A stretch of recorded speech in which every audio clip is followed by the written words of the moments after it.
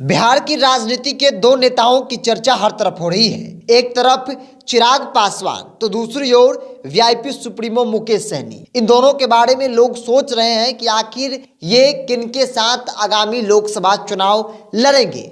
चूंकि मुकेश सहनी ना तो एनडीए में है और ना ही इंडिया गठबंधन में। बात अगर चिराग पासवान की कर ली जाए तो चिराग बेशक एनडीए में हो, लेकिन नीतीश कुमार के एनडीए में वापसी के साथ ही चिराग पासवान अपने भविष्य को लेकर काफी चिंतित हैं। उन्हें ऐसा लग रहा है कि नीतीश कुमार के साथ अगर आगामी चुनाव लड़ा गया तो नीतीश कुमार बदला ले लेंगे। जो काम इन्होंने 2020 के विधानसभा चुनाव में नीतीश कुमार की पार्टी के साथ किया है। ऐसे में चिराग पासवान भी काफी साइलेंट है, लेकिन राजनीति को जानने समझने वाले लोग इस बात को मान रहे हैं कि चिराग पासवान की चुप्पी और मुकेश सहनी की बयानबाजी इस ओर इशारा कर रहा है कि ये दोनों नेता आगामी लोकसभा चुनाव इंडिया गठबंधन के साथ लड़ सकते हैं। क्योंकि चिराग पासवान ने पहले ही कहा था कि हम उस गठबंधन में नहीं रहेंगे जिस गठबंधन में नीतीश कुमार रहेंगे। ऐसे में नीतीश कुमार तो आ गए हैं, अब चिराग क्या करेंगे? क्योंकि चिराग पासवान जितनी सीटों पर लोकसभा का चुनाव लड़ना चाह रहे हैं उतनी सीटें यहां नहीं मिलेगी, यह बात तो तय मानी जा रही है।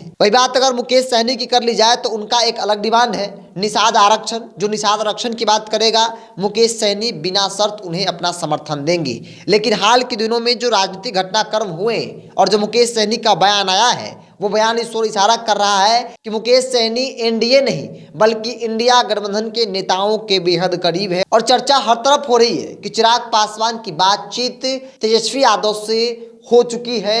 यहाँ अगर गोटी नहीं बैठा तो फिर वो इंडिया गठबंधन में चले जाएंगे, क्योंकि वहाँ पे काफ़ी सीटें हैं, वहाँ पे चुनाव लड़ने में आसानी होगी, वहाँ पर सीट मन मुताबिक भी मिल सकती है। वही सेम बात मुकेश सहनी के साथ भी है। मुकेश सहनी को ऐसा लगता है कि एनडीए गठबंधन में जो स्पेस है वो काफ़ी ज़्यादा कम गया है। ऐसे में अगर वहाँ हम जाते हैं तो भाजपा के साथ पहले से ही दुश्मनी है, भाजपा ने मेरे साथ पहले भी धोखा किया है। अगर एक बार फिर से उनके साथ चले गए तो इस बार पार्टी का नामो निशान नहीं रहेगा।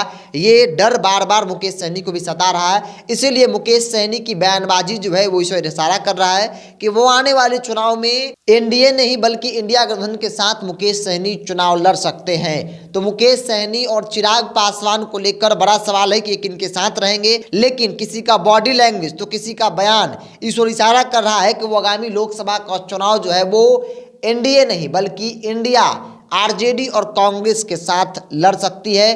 क्योंकि एनडीए में बहुत कम स्पेस है, लेकिन वही बात इंडिया कर ली जाए तो वहाँ मन मुताबिक सीटें भी मिल जाएंगी और स्पेस भी काफ़ी ज़्यादा है। तो इस लिहाज से राजनीति को जानने समझने वाले लोग इस बात को मान रहे हैं कि ये दोनों नेताओं के लिए सटीक जगह जो है वो इंडिया गठबंधन हो सकता है। और इसीलिए इनकी बयानबाजी तो किसी का बॉडी लैंग्वेज जो है वो कहीं ना कहीं उनमें विरोधाभास दिख रहा है।